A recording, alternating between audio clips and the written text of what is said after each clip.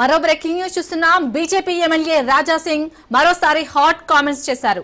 BJP MLC అభ్యర్థి ఎంపికపై రాజా సింగ్ అసంతృప్తి వ్యక్తం చేశారు. హైదరాబాద్ పార్లమెంటు పరిధిలో అభ్యర్థులే లేరా అంటూ క్వశ్చన్ చేశారు రాజా సింగ్. అధిష్టానానికి సీనియర్లు కార్యకర్తలు కనబడలేదా అంటూ నిప్పులు చెరిగారు. గులాంగిరి చేసే వారికే పోస్టులు టికెట్లు, మిగతా వాళ్లకు లేవా అంటూ రాజా సింగ్ నిలదీశారు. BJP chief Kishan Reddy target గా వ్యాఖ్యలు చేయడం ఇప్పుడు హాట్ టాపిక్ గా మారింది.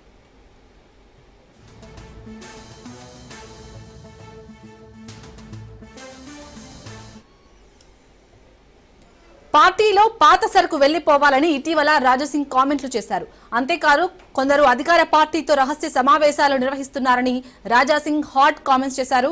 తెలంగాణను బీజేపీని అధికారంలోకి రానివ్వకుండా కొందరు పార్టీ నేతలు కుట్రలు చేస్తున్నారని రాజాసింగ్ చెప్పారు. కాగా కొన్ని రోజులుగా పార్టీ కార్యక్రమాలకు రాజాసింగ్ దూరంగా ఉంటున్నారు. ఇక రాజాసింగ్ చేసిన తాజా వ్యాఖ్యలతో మరోసారి పార్టీలో చర్చ జరుగుతోంది.